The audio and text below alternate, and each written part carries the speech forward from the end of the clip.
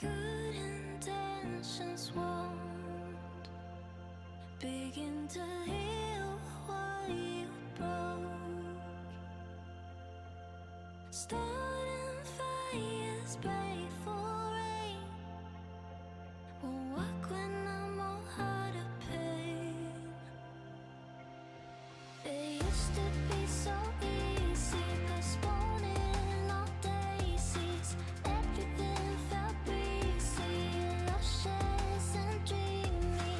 Then like thunder you scorched me through and through till I had nothing more to lose. I don't think you're sorry. I think you call 'cause you're lonely and want to fall. You fool me twice with your plastic heart. You work again just 'cause I'm falling apart. Alright, we're live again, boys. Sorry to the two people that were watching the previous live. Let me turn it down. To people watching back in the morning, you're probably like, what the fuck is he talking about? I was just live for, I don't know, 10 minutes or something. And I was rambling, I was going off. And then I hit the space button, or space bar to pause the video like I always do. And then I look over and the stream ended. So I don't know if some kind of hotkey has been set up to the space bar. Like, I'm interested. Like, What happens if I press space? Like, we're good. So I don't know. I don't know, boys. What happened? Maybe I put my mouse over the end stream button and press space. I don't know. We're back though. We're live. We were rambling. What we're gonna talk about in tonight's stream is mainly just like how the Jazz match up against the Spurs, considering the Spurs just beat Oklahoma City Thunder, and that's kind of who we're gonna have to be going through the next 5 to 10 years is Wemby. I don't see them not offering him the Supermax, and I don't see him not staying in San Antonio. So we're gonna have to see them for the next 5 to 10 years if we want to do anything. Same with Oklahoma City. So what I was going over, which I'll pull it back up here, the best team that we've seen so far, obviously match up against San Antonio, is the Oklahoma City Thunder. They're the best matchup so far. And the reason they're the best matchup is because they're the depth. They're the deepest team. Their team is deep as shit, and they have a lot of size that can go up against Wemby. And I've said this for a decade now, since I first saw Wemby. I'm like, the best way we're going to compete against him is the Shaq method, right? Where you have 4 to 5 bigs all there for fouls. That's the sole reason they're there. Like, if you can't get Shaq, you got to learn how to stop Shaq. That's the whole idea here. You're not going to get a Wemby. So you got to figure out how to stop Wemby. The best way to stop Wemby is to get as many guys on him, cause as much disruption as you possibly can. Length, very important. Fouls, all that shit. So I'm thinking, you know, you build a really tall lineup, maybe. I don't know. Make like the smallest guy on the floor like 6'4", 6'5". Make the average like height itself be like, I don't know, 6'10" of the whole team. And then like just roll is kind of the idea, is how you beat Wemby. Is so what we were looking at here is Oklahoma City's lineup. And I think now this is all with Kessler being re-signed. You guys got to remember that. This is like that in mind. Keep that in mind. The thought is that we're re-signing Kessler, okay? Kessler's better than Hartenstein. Sorry, but he is. I think. Like, Hartenstein's older, been in the league longer, like he's more polished. But if I'm going like up against Wemby for the next 5 to 10 years, I'd much rather have Kessler. It's like not even a debate on that. Chet Holmgren, power forward. Pretty sure Jaren Jackson Jr. is going to do better against Wemby than Chet did. Look at Chet's whole career. He's fucking lost to Wemby every fucking time except for that one time in USA Basketball. But they lost in like the gold medal or the championship game, whatever you want to view it as. So it's like, I don't know. That whole argument is null. Like, Wemby's obviously better than Chet, but I think JJJ competes better against Wemby than Chet does. J-Dub, him and Markkanen, that's a debate. You can really pick what you want. If we're holding true to the next 5 to 10 year debate, I think you'd rather have J-Dub. But I think when it comes to like the whole size argument and everything, and you need better shooting, especially around Victor, you need elite shooting. Markkanen's the better option there. So I'd rather have the next 4 to 5 years of Markkanen than the next 10 years of J-Dub, just when it comes to the Wemby San Antonio argument. Not when it comes to like regular season, 82 games, playoffs, all that. I'd rather have J-Dub. But in a 7-game series against the Spurs, I think I'd rather have Markkanen than J-Dub. That's just my fair statement. Then Lou Dort. Fucking give me AJ, give me Ace, give me Darren. Like, any of the three, they're better than Lou Dort. Sun Devil, dude. Fuck off. And then Shai Gilgeous-Alexander is better than every player on the floor on everybody's bench on fucking every night of the year, except for playing Wemby, except for playing Jokic. Those are the only other guys in the world that have an argument to be better than him. So that's where Oklahoma City carries. But that's also where the hope, boys. That's the hope that Darren or AJ, or maybe Booz, but like, come on. If it's AJ or Darren, that's the hope, is that one of them can become Shai, or Jokic, or Luka, or name them. Name a top 8 player. Because my argument is you need to have an MVP caliber player to win a championship, and I've always viewed MVP caliber as a top 8 player in the world. And that fluctuates every year. Like this year right now, is Jalen Brunson a top 8 player? That's fucking an argument to be made. There's an argument to be made about that. if you would ask me a year and a half, 2 years ago, I'd have said fucking Brunson top 20. What do we do? Like, but I've also never been a big Brunson believer. But yeah, there's an argument he's a top 8 player right now because he's the best player on a top 4 team in the world. Now, I know they're a top 2 team in the world right now. That's how the argument is. But like, realistically, would you rather have New York's roster or Oklahoma City's roster? You know what I mean? It's like there's an argument they should be 3rd or 4th best in the world. So he should be an MVP candidate in that in that thought, that mindset. Obviously, Jokic is there, Giannis is there, Luke is there, Shea's there. I'm missing big names. Tatum, when he was healthy, I would consider Tatum a top 8 player. I'm trying to think who else is there. Like, I'm gonna piss people off. I know Steph is like being yelled at in my face, but Steph's also what, 37 years old? Like, so I wouldn't put Steph as a top 8 player. LeBron obviously not up there. KD at this point probably not. Now again, these guys that I'm saying right here are all like 10, 11, 12, 9. Like, they're right outside the top 8. But you know, in the year 2026, 2027 about to be, you need an MVP guy, and all those guys are MVP guys, and the hope is that AJ or Darren could become that.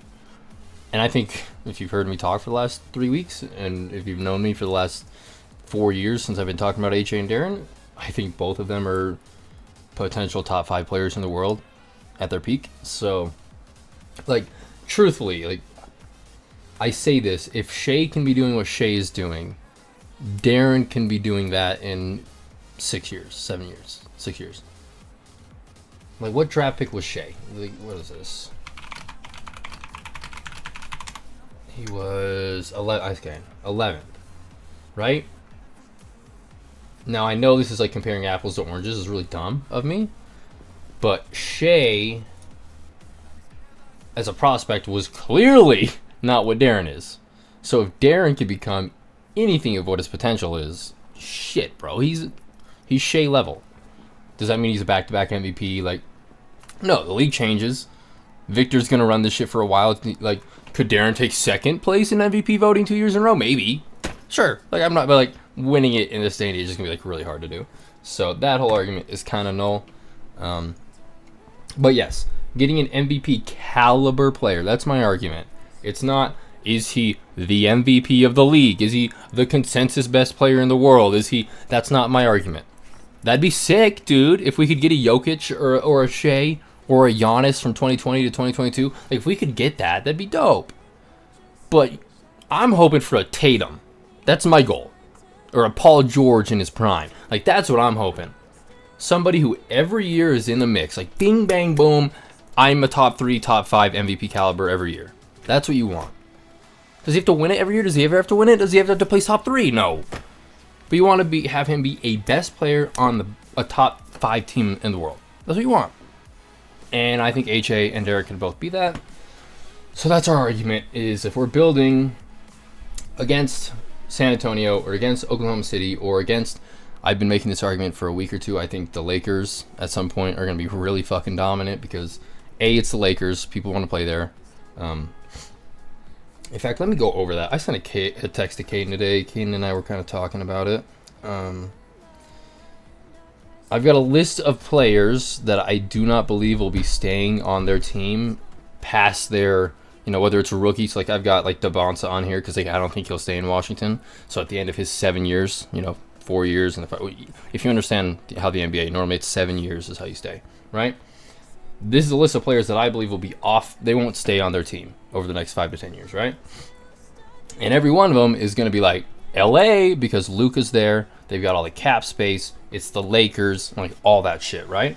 So I think at some point the Lakers are going to be a threat because it's going to be Luka, AR, and then they're going to get somebody like a LaMelo or an Anthony Edwards or a Giannis or a Cooper Flagg or a Dabonsa or a Cade Cunningham or a Kawhi or a Donovan Mitchell or a Jaylen Brown or a Tyrese Maxey or a Chet Holmgren or a Scotty Barnes or Evan Mobley or a Denny Avdia or a Jalen Duren or a Thompson twin or a Siakam or a Steph Castle or a Paolo or a Jalen Williams or a De'Aaron Fox or a Conkanipple or a fucking, you get it. Fucking name all these dudes. Fucking AJ Mitchell, like, go off.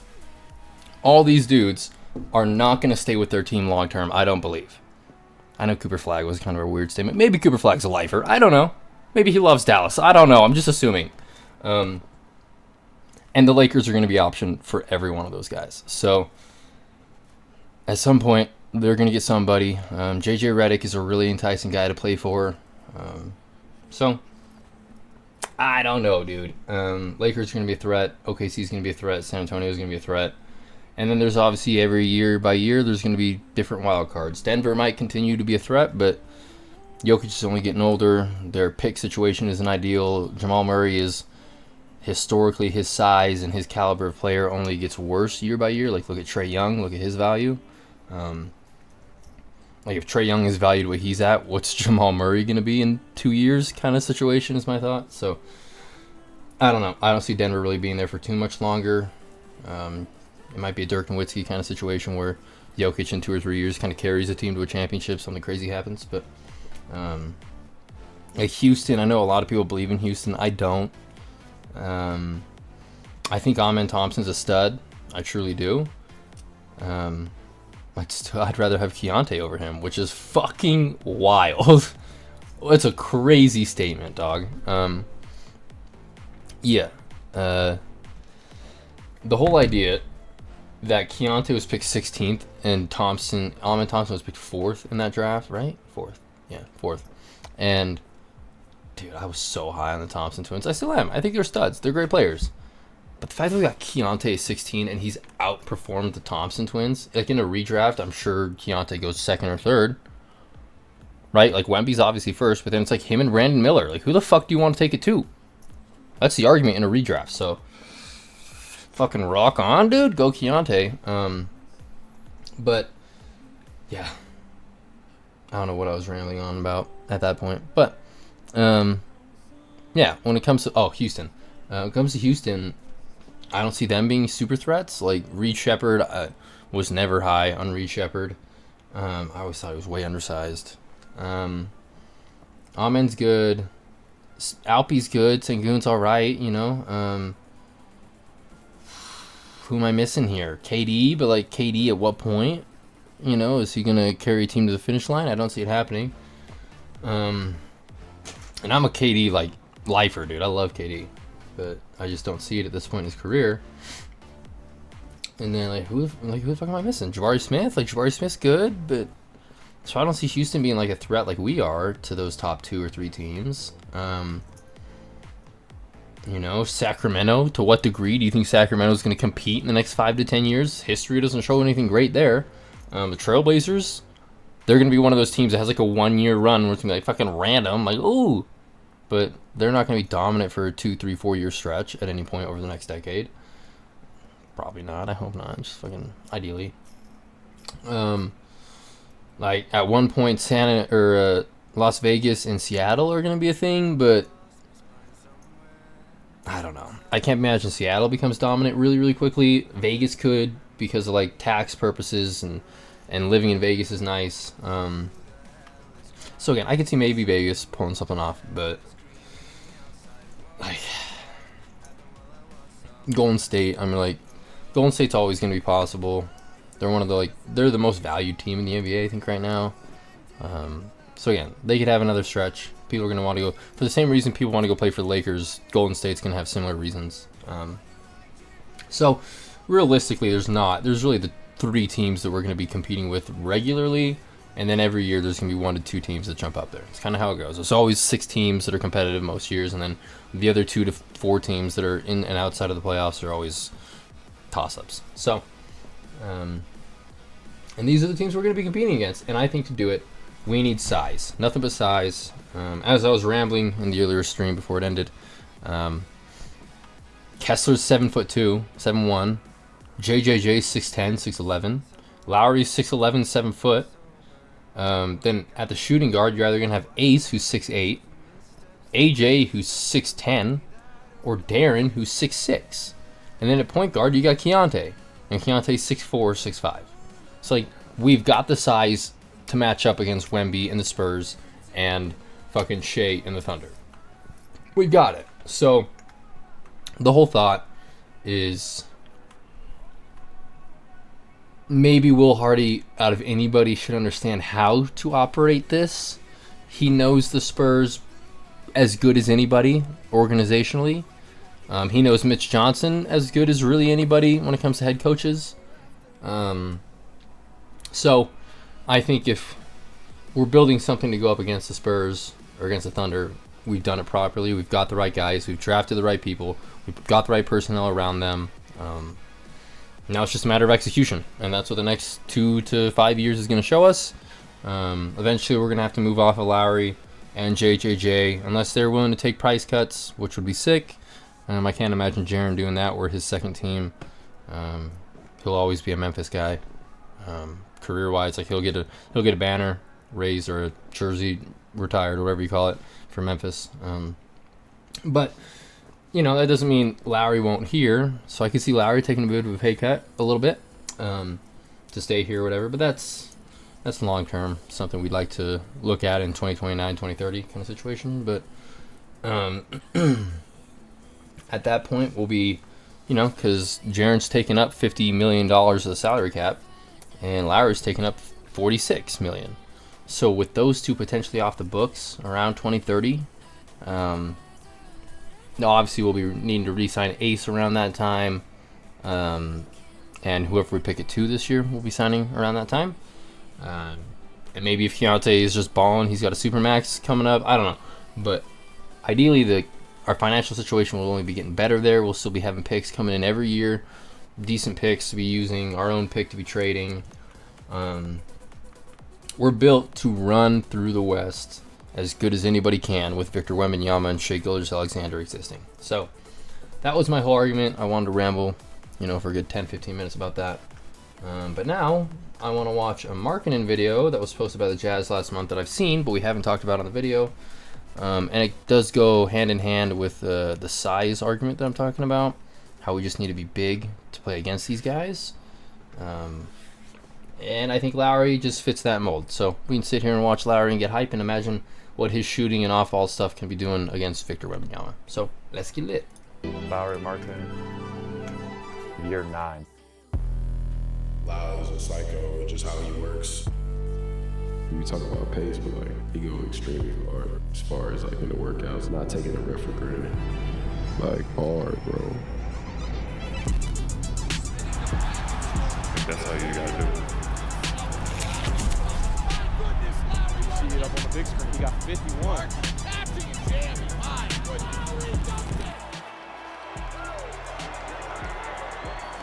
You talked about this, I think, a little bit after you got traded. Your perspective now with the success you've had over the last couple of years, just on fit.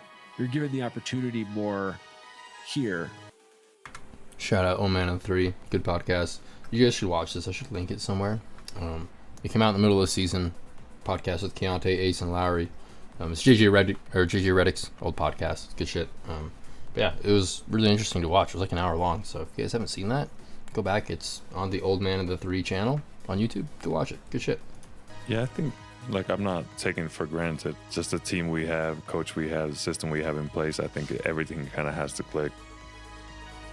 This is my 4th season here now, and I've had coaches and my teammates support the whole time, and it really feels good. You can go out there and compete and not worry about mistakes too much. Obviously, you're gonna make some mistakes, and we're gonna talk about them. He might raise his voice every now and then, as we've seen on the sidelines, but it's all love. Just having that support behind me. I know whatever we go through, he's gonna have my back. I think there's a lot that Coach Hardy's kind of unlocked since he's been here. I wish I could sit here and say, oh yeah, I knew. I didn't. I thought he was a really good player. But I remember talking to Lowry and saying, my first year, saying, hey, I'm gonna put you in some of these spots, and it may be a little different than things you've done other places, but I think you can really do it. I also had just had the luxury of watching him play for the Finnish national team. This is why I trust Will, dude. He fucking gets it. This is how I've been talking about Lowry again. I hate to sound like such a fucking loser. Most dudes that are top 10-ish draft picks, I've been watching them for years. Specifically, if you're a top 3, 4, 5 guy in your class and you're bona fide, I've been watching you forever. Victor, I've been watching forever. Chet, I was watching for a while. Paolo, I'd seen for a minute. Fucking Anthony Edwards I'd known of. Fucking you name it. LaMelo, everybody knew of LaMelo. But Markkanen I had known because he committed to Arizona, and I had known him about a year before he committed to Arizona because I was like watching him and it was rumored that he was going to come over and shit. So Markkanen I've known for a while, and so watching him, I had always thought the way that Will uses him in these like off-ball, like different sized matchups, like he'll put him on the smaller guy, which I don't know why other coaches didn't ever fucking do that in Chicago. Like, they kind of did that in Cleveland. But, like, Chicago, they just expected him to be fucking this big, strong, like, dominate. But, like, Will Hardy's like, nah, fucker. Let's put this 7-foot, like, Michael Jordan motherfucking, like, I don't know, kind of guy. And just put him against the littler dudes and see what he can do. So, like, I love that Will kind of figured that out. He watched him on the Finnish team, and he's like, what he does with inferior competition. He's like, why don't we move him more to the 3? Now, I know Cleveland did that in their big, super big lineup, so he wasn't the first person to operate with that. But I think he saw that and went, we can do something here. Again, people say he's the 7-foot Klay Thompson, but I think realistically, he was like, what can we do with that kind of offense with a 7-footer that can shoot like that? Like, how can we, and like with the as he's the center point of the offense, and just see how it works? Will figured it out, and I love it. So that's why I'm so interested to see what he can do with the rest of the boys next year. Like, fuck around and find out. And watching guys play for their national team is a totally different experience because he is the focal point. He is running the whole game. And on some of the teams he'd been on in the NBA, he was a secondary player. I kind of blended those things together and just said, hey, we're going to put you in some of these spots. Like, I want to see how this works. And, you know, credit to him, it worked better than I thought. And you can see it already. He is on his way to being the anchor that this team And he needs. wants to win, and they want to win, and they know that he's the guy. Lowry plays within himself. That's Mike Williams right there. He is one of the favorites to get the Portland job right now, in case you're wondering. So we might lose him in the offseason. We'll see. Right, he plays his game. He doesn't try to be somebody he's not. I mean, I still think Lowry's the only player in NBA history to make 200 threes and have 100 dunks in the same season. That's incredible.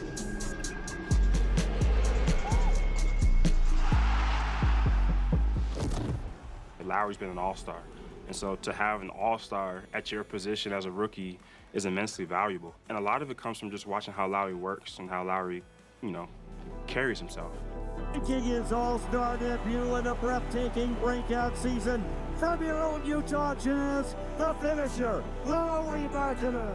Yeah, being selected as an all-star was an emotional day. I remember that. I had some down years before that and mental struggles I had to fight through and kind of find yourself in a good situation. And then when kind of everything clicked, like I talked about, coach and team having my back, and it was kind of like a celebration of kind of getting through those hard times, and that's what really made me a stronger person. And now can handle things, adversities in the future even better. And hopefully that wasn't the only All-Star game I played in, so I'm really looking forward to next year's and competing at a high level, and hopefully we can make that a yearly thing.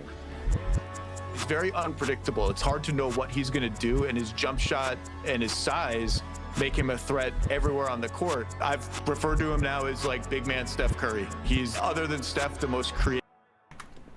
Big man Steph Curry? Bruh. That's like the best compliment an NBA player could ever get, fucking ever. Big man Steph Curry? Fuck off, bro. Creative, relentless, off-ball mover in the entire NBA. 51, a career high for Markkanen. I think it just happens. Like, you prepare the same way every night. I didn't feel any differently. That was the third. I think it was the third game of the season. So you're still kind of getting the timing back and getting the rust off, and see the ball go through the net from the free throw line, and then make your first couple threes. And so you kind of had a good feeling that things are going well. Where he needs to be, and look at this one inside, making it look easy. Traps the rebound, puts it up, tapped up, once, twice, and in by Markkanen. And Markkanen has a chance to make it 50 for the first time in regular season since Karl Malone in 1998. It's been a long 10,064 days. I think there's more that we can keep doing too. So to me, that's the biggest thing that stands out with Lowry is his versatility. Obviously, he can shoot the ball really well, super athletic, great in off-ball situations. Versatility is just the word I always go back to with him. Finland just coming right into this season with this young team and saying, look, guys, I'm going to try to be the anchor of this team, but it's going to take all of us. But you got to credit this team for understanding who they have here. They have an anomaly of a player, and you put them in a position to succeed. This is what you get right here, a 50-piece. 50. Like, I'm not the person who's gonna just force it all the time, so I think it happened very naturally. That game ended up going to overtime, which obviously those big scoring nights, those help. So it was an awesome night, but I think I prepared the same way and with the same professionalism, and things just click. A career high for Markkanen. 4th time this season, Markkanen and Keontae have scored 30 apiece in the same game. It's wild to think that those two right there might be our 3rd and 4th best player in the next couple of years. Isn't that crazy? They may not even crack our top 3 best players in 5 years. I mean, Markkanen might not even be here in 5 years, but you know what I mean. Like Darren / AJ may be better. Ace may be better. Fuck, who am I missing? JJJ if he's around. Fucking definitely not Walker. He could be better than them. But yeah, dude, fucking, that's just funny to think about. One of them might be our 3rd best player. 3rd and 4th. That's so funny. So funny. Chemistry that we have, and especially the chemistry with me and Keontae, just Keontae scoring, that's nothing away from me, you know? It helps me, like the defense has to react to him. His success, and it goes vice versa. Listen, I really like Keontae George's game. I love his game. I love what he's building. I love what Laurie has been able to do in Utah and re-emerging out there. I think they can make some noise out of Utah for sure. I think he's grown up from a kid to an almost adult already in these last couple of years. An almost adult. And I think he took a big step of last summer, just maturing. He's responding better, like when you talk to him, he's texting you back quicker, he's showing up on time. Those are big things, and I think that's just, I know he's worked with the mental side of the game as well, and so just the full package. I think he's matured a lot, and that helps on the court. These two guys, if you can keep them together, they got some other young talent in Utah. Seeing things even clearer on the court this last couple months, he's really taken a step. I'm sure they're going to evaluate and see if they can add to this mix. But if you can really put some pieces around this, Breaking news. Jaren Jackson Jr. Jaren Jackson Jr. Welcome to this Wasatch front court, because he is going to be a major addition. Jaren Jackson Jr. He's a great basketball player. What I've learned right away when he got here and I got to spend time with him and talk to him, that he really studies the game, and he's a smart player, and that's exciting, right? And that he can play with different lineups, and he's seen different coverages. I think we can help each other out a lot on the court. I mean, there's not much he can't do on the floor. It's been crazy to play against him for this many years and seeing him improve. And then, you know, at this point in our careers playing with each other, I think it's nice. Obviously, the size that he brings, we're going to have a big front court that's able to do multiple things, shoot the ball, dribble the balls. I think it's very exciting to have him here next year. Really, when you think about Lowry, you have size and strength together with skill and fluidity, and it's in perfect harmony. Dare I say he's mellifluous? He really is. Mellifluous. He's beautiful to the ears and the eyes. Now you're showing off. I mean, it's an unbelievable combination of what he can do at his size.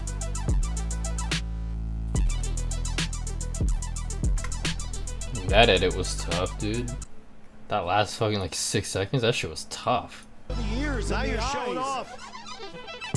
I mean, it's an unbelievable combination of what he can do at his size. Fucking tough, bro. Shout out to the media team, dude. They always do a good job. Fucking always do a good job. I'm sure we watched this one with Ace already. can watch it. Watch a little bit of it. A little 6 minutes of the Ace show. Yeah, we got time, dude. I don't plan on going to bed early tonight, so I don't care if we stream for an hour. I don't care if we stream for 5. Fuck it, we're going tonight. So I say that, but I'll probably end it in like 20-30 minutes. Who knows? But yeah, we'll watch a little bit of Ace because this goes along with the whole size thing, size and shooting. It's so crazy. We're gonna watch the Ace highlights here and just be like, dude, like, yeah. If you would have told me 5 years ago, fucking, not even 5 years ago, if you would have told me during the Wemby draft when we didn't win the lottery, if you're like, it's okay, dude, you're going to get Ace Bailey and AJ or Darren, I'd be like, no fucking chance, bro. No way. We get the number 1 pick 2 years in a row? No way. Like, that's what was my thought. But then Cooper reclassified, so then I was like, okay. He's clearly, and then he started dominating, so I was like, all right. Clearly better in Ace, and Ace fell down. And then the whole argument with like Cooper and AJ kind of changed, and everybody's like, Cooper's better than AJ. So then Cooper like really solidified himself. But at the point of the Wemby draft, I was like, fucking, I would have taken AJ over Cooper, probably. It was close, probably. Which actually, now that I think about it, did they ever even play each other? I'm trying to think. Did I ever see it as? Oh, we'll just do a different thing. YouTube. Did Coop and AJ ever play each other? I think they did, right? Cooper Flag versus AJ. Did they play? Okay. Yeah, okay. When he was at Montverde. Okay. Good to know. Okay, so they have played each other. Anyways. Yeah, so the fact that you would have told me around the Wemby time that we would have gotten Ace Bailey and AJ DeBon, or Ace and AJ, or Ace and Darren, whatever, I would have been like, no fucking chance. We got back-to-back number 1 picks. We're amazing. We're the fucking best team ever. Because Ace has been so highly touted forever. AJ's always been highly touted. Darren's always been highly touted. Like, whatever, dude. Let's watch Ace's shit and just learn and love and enjoy the spectacle that he is. Every era has a beginning.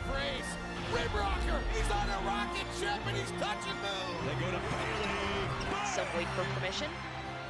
Others take the floor. Year 1. My name is Chad Forcier, assistant coach, Utah Jazz. Assisting Ace in his development. How did it come about that you two are paired up and you're really coaching Ace? Coach Hardy makes those assignments at the beginning of the year for the entire coaching staff, and he's got his own ideas for what he wants, to get with those pairings, and so I took my assignment and ran with it. One of the early things that emerged as I was starting to get to know Ace was just some of the level of sophistication he had to the things that he was already doing, and I could tell just the level of motor he had to go about. I still cannot believe that he's on our team. Holy fuck, bro. His work, and I just found it really encouraging and exciting to just find out that we had somebody that loved to do the work, brought great energy to it, and was also a really fast learner. And those things jumped out really early in our relationship, last summer. Players that the coaching staff had you watch during this year to look at development? For sure. I mean, one time Chad just had me sit down the whole shoot around in Houston just to watch KD. And I didn't mind, because that's where I want to be. It's not better or higher, so me just taking the time and just still learning, watching his footwork on how he paces himself in a workout, his imagination, all of it. How is Chad with you? Very hard. We just go at it every day. We talk to each other. Ace, this is my plan. What was you? We talk every day. He worked on his base, his footwork, in terms of trying to get his feet wider so he was more balanced and had, greater power to his shot. And there was a lot of time early in the year where his base was a lot more narrow. And he was able to start to understand that. And there's very few players that are able to take something from this morning's shoot around or maybe yesterday's practice and start to use it in the game tonight or tomorrow night. And I've had a lot of moments with Ace this year where he's demonstrated the ability to do that. How important has Kevin been to you this year? Very important. I mean, I talked to Kevin. I ask Kevin K-Love. questions almost every other day about life in general. I mean, whether it's small stuff or big stuff. So that's great to have that person in your life. Do you think that it's important to have guys like that have seen kind of every level of the NBA? It's important to have them in the locker room? It's very important because, I mean, they've been through the good and the bad. So it's like whatever a rookie go through or the younger guys go through, I mean, he's been through it to talk to you like me. I mean, just talk to it. You good, man. It's rookie year. Just you learning a lot. So it's just always good to have that person around. Ace, everybody's had their ace moments throughout the course of the year, and he's somebody that, you know, he's asking me about investments now. I'm like, Ace, you're hilarious.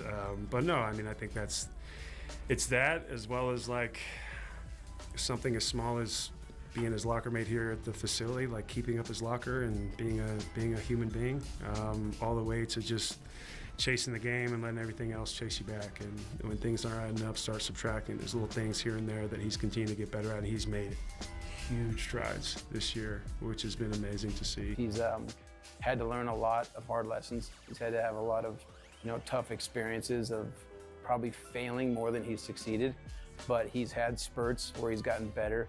I think a big area for him has been trying to learn how to play without fouling, and that's been really tough. But all things told, I think he really picked up our team defensive schemes well, and so he was good as a team defender, even if individual defense was hard for a lot of this year. How confident did you become in your defense? That's something the coaches just... Very confident. Very confident. What came easier to you in that world? Because that's a big transition. Stop fouling. I can say in the beginning it was a lot of hand reaches and a lot of hand checks, which slowed down towards the end. Was that through film work or was that just reps? Film works and just talking to K-Love and Chad about, look, this is a vibe, man. You use your athleticism. When you get to see someone that has his level of talent mixed with the work that he's put in, there's been some really fun moments, I think, for all of us to witness. And it makes you feel really excited about what's to come when we get the 20-year-old version of Ace next season. I just think we're all lucky to have him. I'm sure the Jazz fans have appreciated watching him this year as a rookie. And I probably speak for a lot of people. He's a joy to see come through the door every day. He always has a smile on his face. He plays with a smile. He plays with a great joy. And we've been really fortunate because his coachability is really unique. He wants to be great. He wants to learn, and he'll put the work into it. And he's constantly asking questions and wants to listen to anybody that can help him, whether it's veteran teammates or any of the coaches. And we're really fortunate to have someone with those characteristics. Experiencing Utah fans, what do their support mean to you? A lot. I mean, that's the energy. I mean, they feed us energy. We feed off their energy. I mean, once they get loud, we start making shots. I mean, the rhythm, the defense is just there. So it's a big part. Okay, so if you had to put your rookie season in, let's say 5 words, what would you describe it as? I had to pick 5 words? Yeah. I mean, learning. I mean, good, great, awesome, fantastic.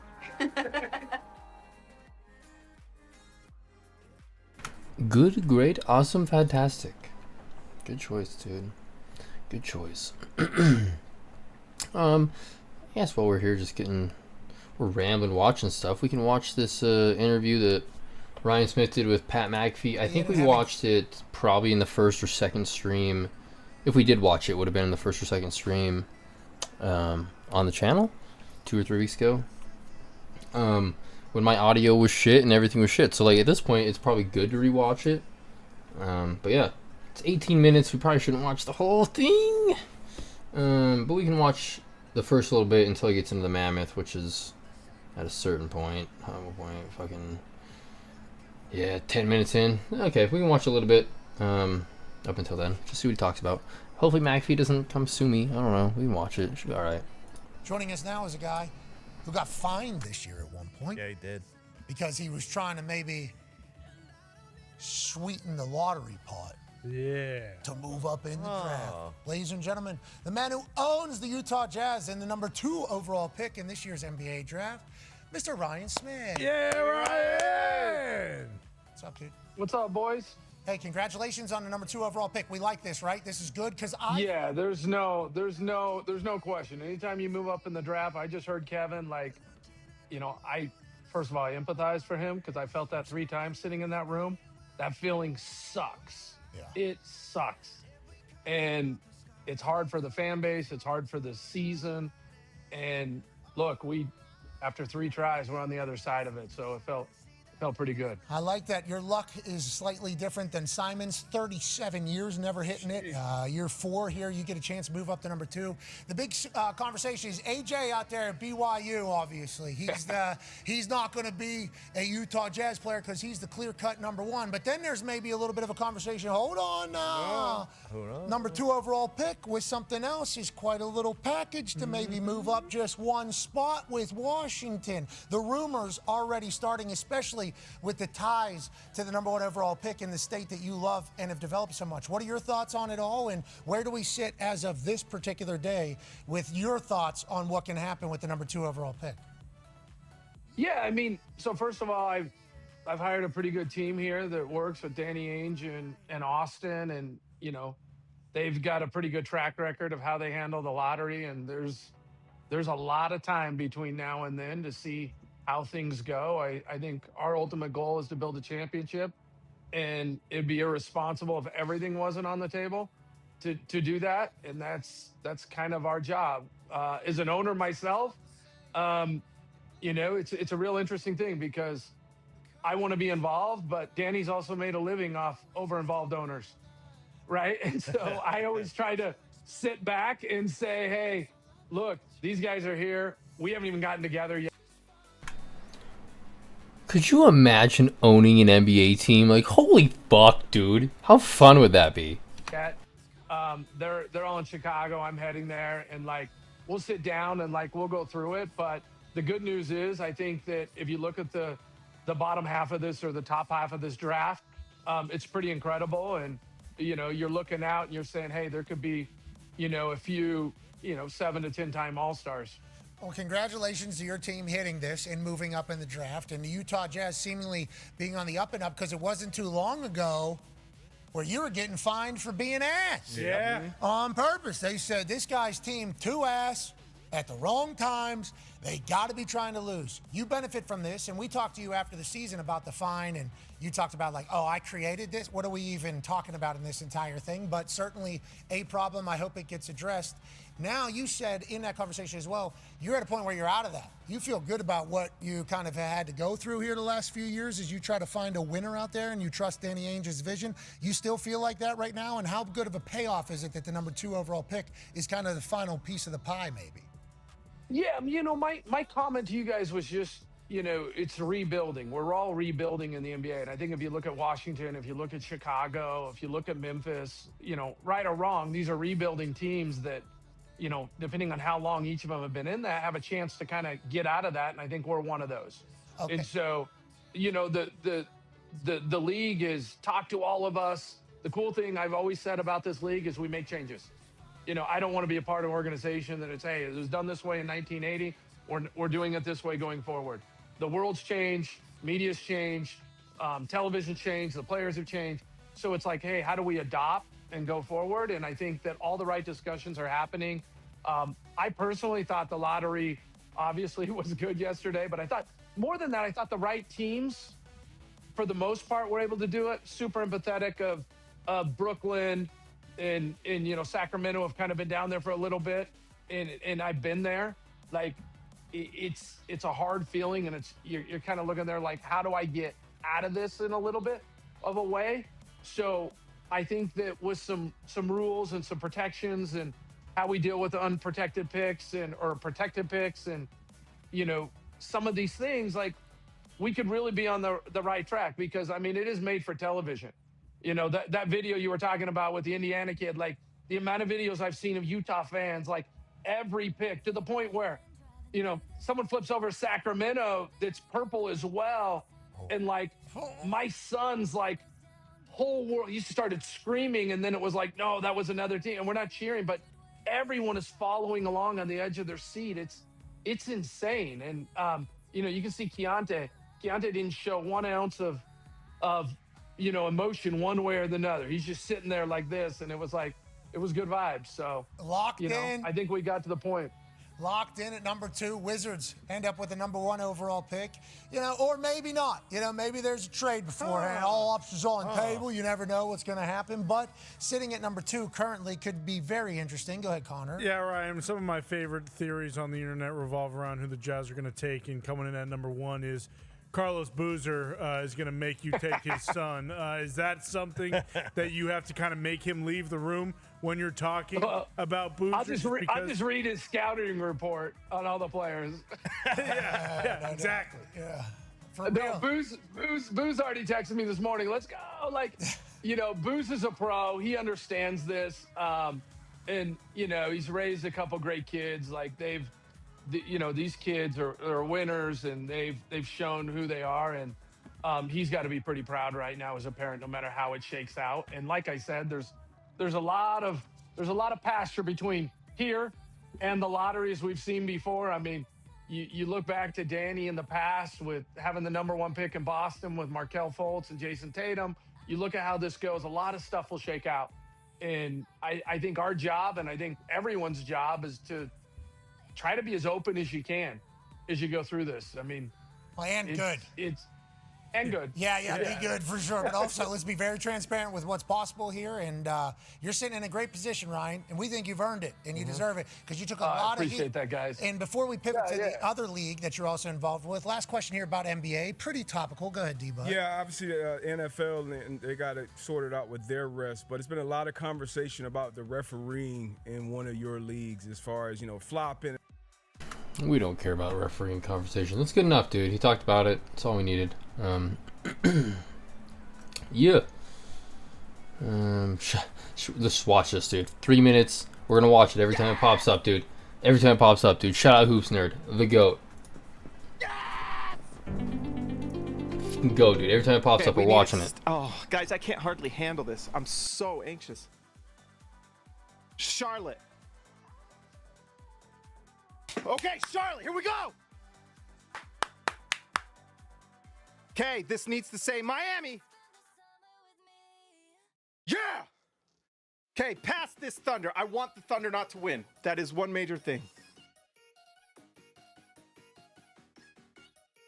Yeah, Thunder didn't jump. Okay, another team hasn't jumped. All right, now we're looking at Golden State. Guys, I might pass out.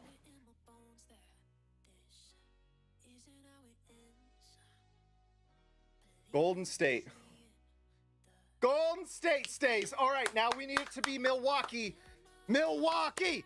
Milwaukee.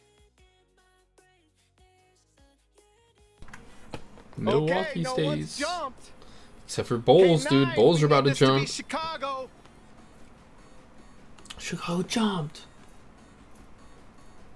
Chicago jumped. Crap. Crap. So now we need How do I remember that? I don't know. Atlanta. Not Utah. Yes. Not Utah. So we're at least 7. Don't say Utah. Don't say Utah.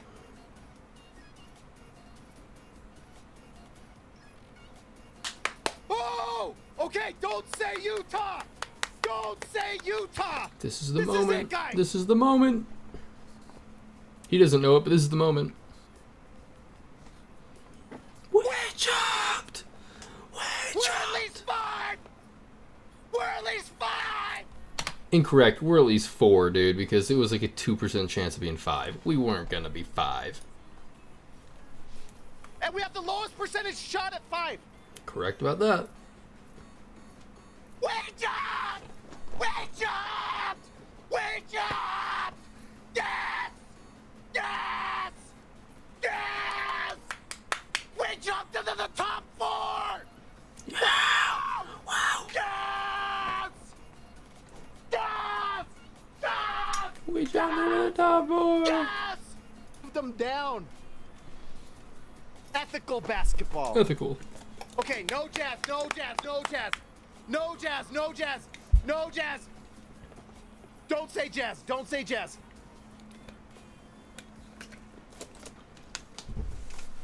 Yes, yes, We got at least 3. Don't say Jazz. Don't say Jazz. Don't say Jazz. Don't say Jazz. Don't say Jazz. Jazz. Jazz. We got a top 2 pick. I think that was the biggest moment in my life. Was when we weren't revealed at 3. Like, not being revealed at 6 was sick. Being like, shit, we're in the top 4. That was awesome. But being top 2, greatest moment of my life. In this draft, knowing that AJ and Darren were there, best moment of my life, dude. Oh, so good. Pick. We got. Yeah. We got Darren Peterson or AJ DePlaza. Wow. Okay. I called it. Yes. Yes. Yes. Yes. Yes. Yes. We got the 2 pick. We got Darren Peterson or DePlaza. I'm done.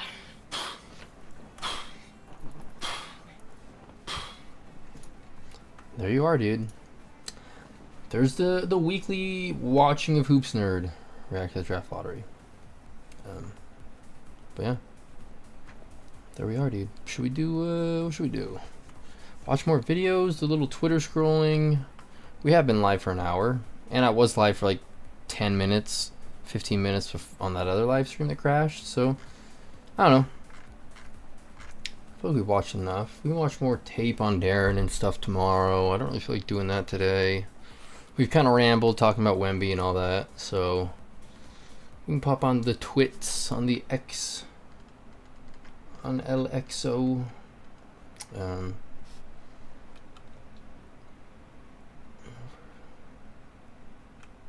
Bryce Sensabaugh, a first-round pick for Casey Wallace. That probably would get it done. Would get it done. Who's stopping this lineup, dude? Shea Gilgeous-Alexander, AJ Mitchell, Casey Wallace, Giannis, and Chet Holmgren. Yep. Fucking nuts. Let's see. They're getting Jalen Williams, Hartenstein, Lou Dort. 12th pick. First and 27, first and 29. Obviously, the Bucks, I think, would take that. But I wouldn't give up on Jalen Williams for Giannis unless Giannis is like, I'm going to finish my career in Oklahoma City. You know what I mean? Like, I wouldn't give up on that. Especially giving up 2 firsts to do it. Like, I wouldn't do it. If it was Chet Holmgren, that's a different conversation. But, who's stopping this lineup? Keontae, Darren Peterson, Lowry, Jaren, and Walker. Built to ass, dude. Get smoked. What is this, the Utah Jazz show? I've never seen this. It's a Twitter account. Fucking what? Sorry, I gotta look at this. Who are you? Who are you, bro? I don't know if I should do a blog or YouTube channel. Let's get real. Neither of those things are going to happen. Don't why the fuck are you the Utah Jazz show? What is this? What is this Twitter account I found? I don't know what I found, dude. I don't know who you are. I'll give you a follow, though, dog. I don't know you, but I'll follow you. Utah Jazz shit? I don't know. Anyways, rambling. Yeah, dude, we can type in a Utah Jazz. A Utah Jazz.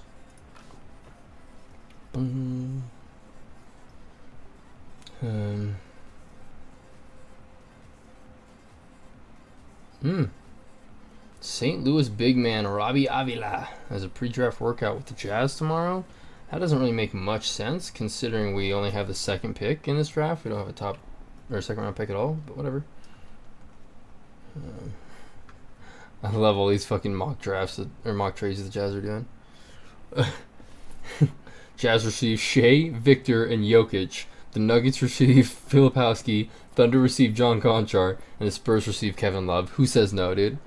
Who says no? Tell me. It's a great trade. It's a great fucking trade. Imagine Shea at the point, Darren at the 2, Lowry at the 3, fucking Wemby at the 4, Jokic in the 5, Jaren and Ace and Keontae coming off the bench, dude. What are you talking about? We'd kill everybody. I don't know if you guys saw this debate today. Which logo you think is better? Unpopular opinion. I like D. Like, I know it's a lot of people are gonna say it's the worst one on here. I love the simple look. I don't like the Utah Jazz below it. I think it'd be better if it was just the note. But I love that simple look, dude. It's so clean. And now the new logo is this, which is still sick, obviously. But like down here, like right below me, dude, like that J note, fucking so clean. What a good logo. I'm sure they'll use that at some point. Obviously, it's in the new logo a little bit, but whatever. It's whatever. AJ DeBonta has pre-draft workouts scheduled with the Wizards and Jazz. Yep. So him and Darren are basically only meeting with us and the Wizards, which is a good sign for us. So we're gonna get one of the two of them. If you include Wemby, Castle, or Harper in that trade, I don't know. Wemby's teams have never beaten a Jaren Jackson Jr. team, 0-6. Walker Kessler, dead even, 3-3. Both of them now play for the Jazz. Utah is quietly the worst matchup in the West for him. Yup, dude. Can preach. That's what I was saying earlier. I didn't know he was 0-6 against Jaren Jackson Jr., but that's fucking great to hear. That's great. Back from vacation? Hoops Nerd's back, dude. Let's talk about it. He's back. I'm sure he'll post a YouTube video at some point tonight then. If not already out.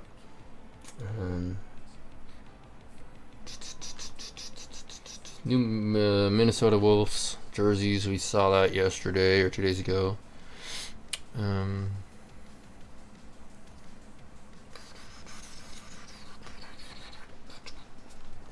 Yeah. Trade 10 first and the Jazz whole roster wouldn't be enough for Cade. That's hilarious.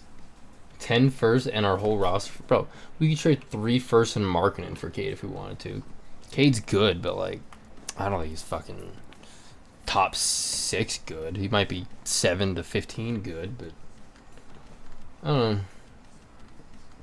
Yeah, it was a funny mock trade because I don't know if you guys saw this trade.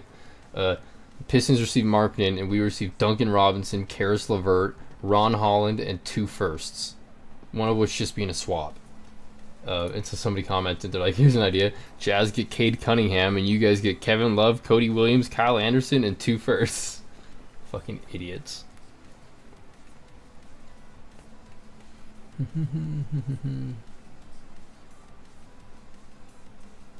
Alright. The Jazz playing Salt Lake City, but no, yeah, whatever.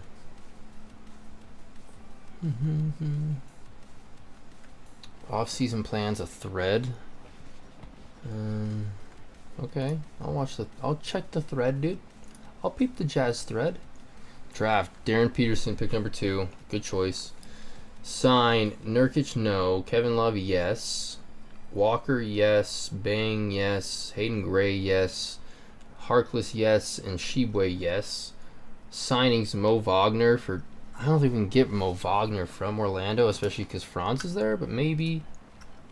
Big maybe. I think they stay in the first apron to prioritize the extension of the young players. Yep. Trades, maybe Lowry, but I think they keep him to triple big and deal him next summer. Yep. 26-27 roster. George Peterson, Lowry, Jackson Kessler, Collier, Bailey, Sensabaugh, Filipowski, Wagner.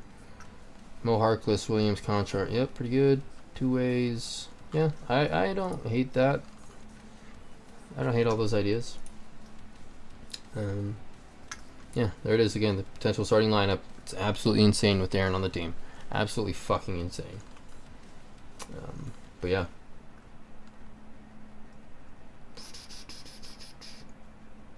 Still using the wrong one. Yeah, dude. Fucking, this is such a good logo, dude. It's such a good logo. Fuck. So simple, so clean. It's not as good as the Mammoth logo, dude. Here's David Locke's reaction, dude. We can rewatch this. Utah, Washington, Chicago, even Chicago. Yes! Give me Memphis. Yeah!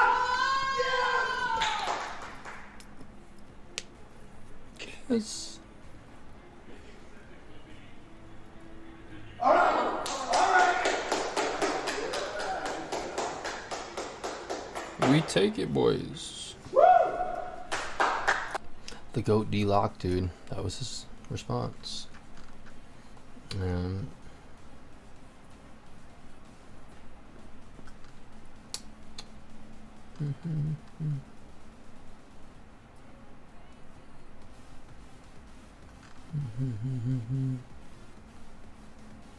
Let's see, mock draft by your boy Art.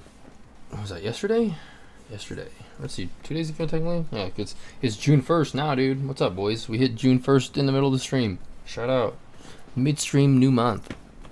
Yeah, Art's got in his mock draft as of yesterday, Wizards going Darren Peterson at 1, us taking Bonsa at 2, Cam Boozer going 3 to Memphis, and Caleb at 4 to Chicago. And if you want to get real nitpicky, Wagler at 5 to the Clippers, Nate Ament going 6 to the Nets. It's crazy. I've seen Ament jumping up the last 5 or 6 days, but 6 is kind of crazy. 7 Acuff to Sacramento, 8 Atlanta taking Ade Mara, which it makes sense. Onyeka Okongwu is just not a viable center for that team if they want to move forward with that. Michael Brown going 9 to Dallas. Fleming's going 10 to Milwaukee is fucking nuts. The fact that Nate Ament and Ade Mara jumped up to where the Milwaukee could get him at 10 is crazy. And Burry's at 11 going to Golden State is crazy. Yak's going to Oklahoma City pisses me the fuck off if that's even a possibility. Kareem Lopez to Miami seems like such a Miami pick. And then Hans Steinbeck to Charlotte, which again, I've not watched any of Hans Steinbeck, so fucking who knows. But yeah. DP going 1, horrible. DP goes 1, I will cry. I love AJ. Oh, no, I don't want to say that. I love AJ, dude. If we get that rainbow face, bro, like, it'll be sick. The media coverage, the sponsorships, like, rainbow face would be sick.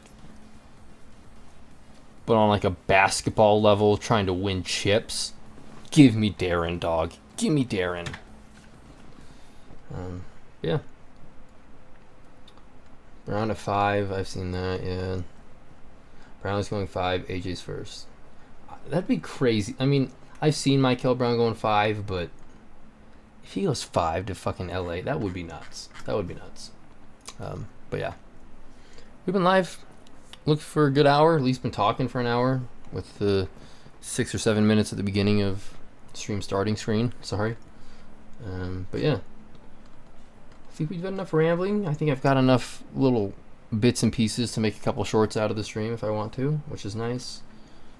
But yeah, thanks everybody that's watched. I saw 3 viewers in here at one point, which was sick. Again, nobody commented. I think that just means people are watching from my Twitter, because like once you watch a live link or whatever on Twitter, you're not like able to comment. So I think it's just people watching from there, which is sick. I appreciate you guys fucking like the tweet or something. It's not like I'm asking you to give a kidney or anything. It's just a like.